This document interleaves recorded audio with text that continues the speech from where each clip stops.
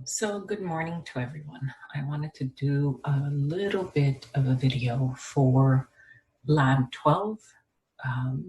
You already know most of the stuff, just some little precisions here and there. So we're going to open up a project. And this is one of the first things that I want to talk about, is you put the name, whatever name you want to put it. So Lab 12, because that's what we're working on. I'm going to put it inside a folder, and I'm going to say next. And all of these different sizes. Now, I remember I kind of skipped through this the first video that I did. Well, I found this little chart that tells us A0 is the biggest size, A1 is half that, half. And you see that A4 is almost the size of a letter. So just thought that would be interesting to know that A4 is a little bit smaller and will give us maybe we'll be able to close up on it a little bit easier. So again, no PCB, no firmware project, and we finish up and we get a nice little sheet that we're working on, and it even has everything here on there for us, all the information about the file name and all of that. So that's fun. So for Lab 12, we need to get a 741. 741 is the op-amp, and we can just get the first one we see here. We also need some resistors. And we can just take the one that comes, actually this is not the one we usually take. We usually will take just,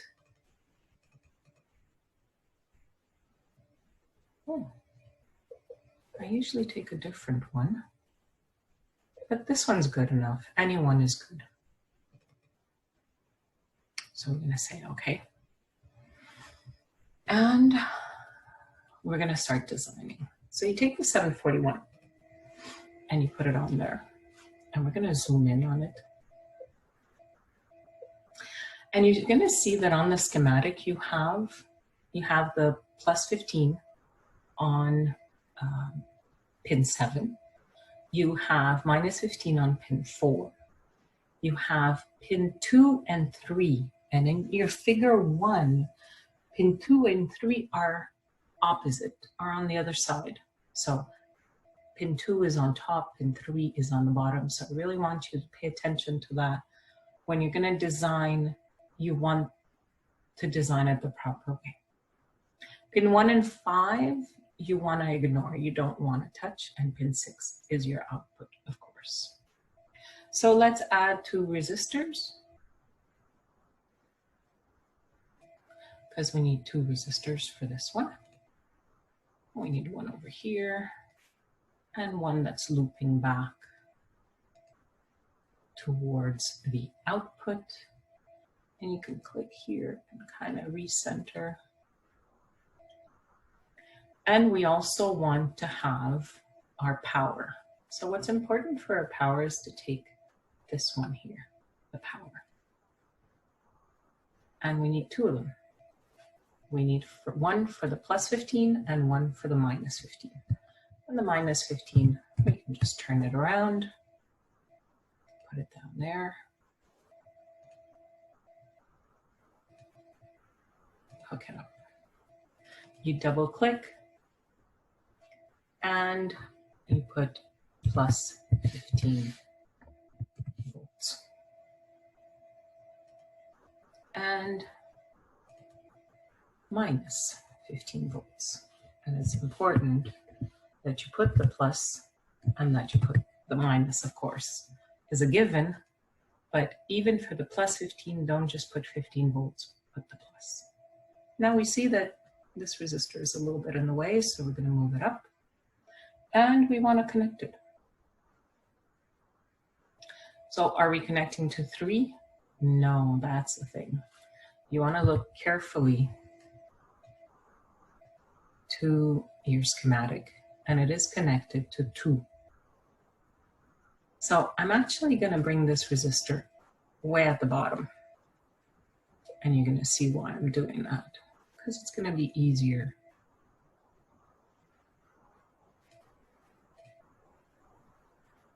to do this like that, right? And here we're going to have V in. From pin 3, you're going to ground. So you can grab a ground over here, turn it around. It's not going to look exactly like on the schematic, but it's going to be the equivalent. And we have here V out. So that's what we're going to measure. So this is your circuit. You need to put, of course, your sine wave.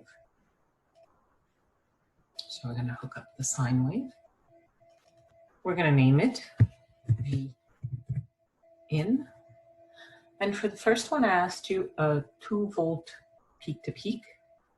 Remember, the amplitude here is only the peak amplitude. So if you wanted to have 2-volt peak to peak, you leave this at 1. Frequency, we're asking for 500 hertz. So we just put 500. And to see the output, we add the oscilloscope. So remember that the oscilloscope is already, the ground is already hooked up. So I'm going to bring it over here to see the input on channel A and the output on channel B.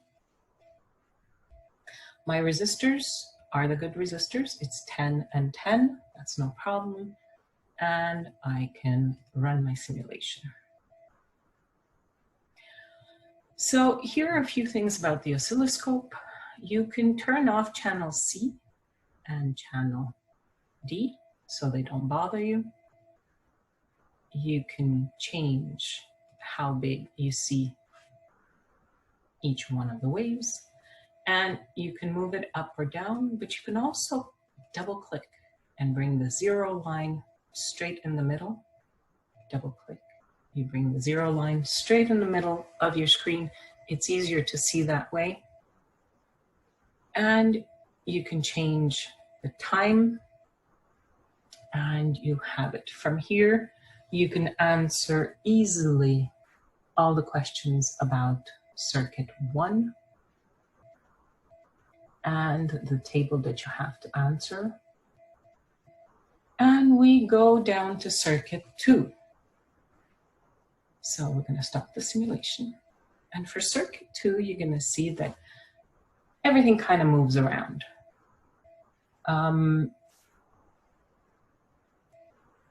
Instead of having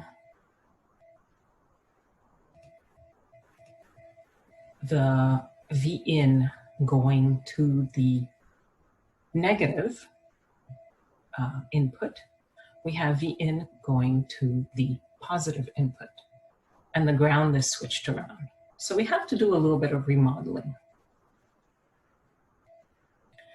So basically, we can move V in. Now it's kind of connected to the wire, so we're gonna delete that. And again, delete, and we're gonna bring it back in. I'm gonna delete this wire now just so I can move things around more easily and not have issues with it. It's not exactly like in the picture, and it's really up to you if you put it exactly like the picture or not. Delete. We're gonna take the ground and we have to put it to R1. I didn't change the names. In this case, it is RI. It's easier to know what you're doing if you're, I don't want cap locks.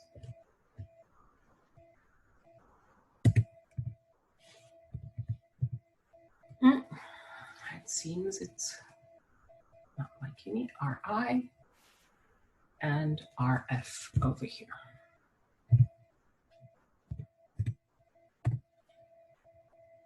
So it always puts it in caps, even though I don't have cap lock. Oh well. RF and RI, we leave it there. Just because it's in this format, it doesn't mean it's wrong. It looks a little bit different than the image that you have in circuit 2, but it's okay. Just because it's in this format, that doesn't mean that it's not correct. And we have now our input going to the positive side. So here again, I'm going to reconnect my channel A, and I'm ready to do my simulation. So here we see that they look a little different than before. The gain is different. We're going to have to talk about that. And with these changes, you can do everything for circuit 2, including the table and everything you need. So let's stop the simulation. What I'd like to show you is that, for example, let's say that you really wanted to have the minus, like let's go back to circuit 1. If you absolutely wanted to have the minus on top, you could flip this. But the problem with flipping is that the plus 15 would go down and the minus 15 would go up. So it doesn't look very well. I would say just leave it like that and it's okay. So that's for circuit 2. And then let's move to circuit 3.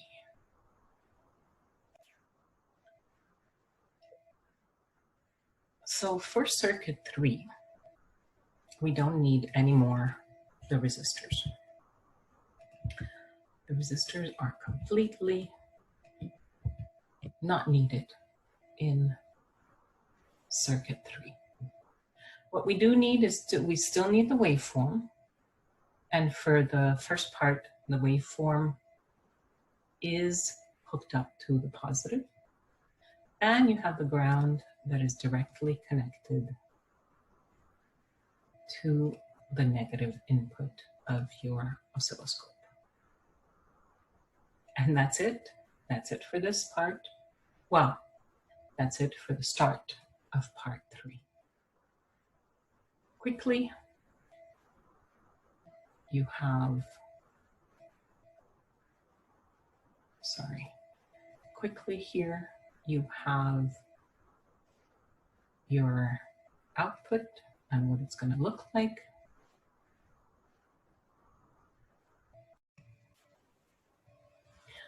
So in fact, this part was for question 5. In question 6, what we ask you is that you swap the two, the non-inverting and the inverting input. So very simply, I'm still running my simulation, so I'm going to stop my simulation. I'm going to delete those 2 wires and I'm going to simply interchange. It's not going to make for a very pretty circuit, but it's a functional circuit, and I'm bringing in. Don't forget to verify that you have the right input. So instead of having, earlier we had a 2 volt peak to peak, in this one we need 3 volt peak to peak. So you put it, to 0.5, 1.5. Amplitude gives us 3 volt peak to peak. And you might also want to change the frequency. The frequency for this question is 300 Hertz. And run the simulation. Oops, sorry about that. Run the simulation and answer the question for number 6. Then in number 7, what we ask you is that you change this ground going to the plus for it to be a 1 volt. There's many ways to do this. You can use simply here on the sine wave, you have a DC generator. So you could simply use that if you wanted. I want to do it a little differently, but it's really up to you. I'm going to bring this ground over here. I'm going to have some crossing wires. That's okay. What you need to keep in mind is that if there is no dot, the wires are not connected. They're just going one over the other. It's not very pretty. And if you wanted to take the time, you could take the time and rearrange things so you wouldn't have wires crossing. But for the moment, I'm not going to do that. So I've connected my battery, and of course, you want to put a 1 volt there.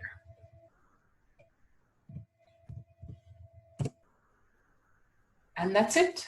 With this, you can answer the question. You can perform the screenshot and see what the difference is between question 7 and question 6. Don't forget to add a discussion conclusion, just a 1 paragraph about what you've learned. And I wish you good luck.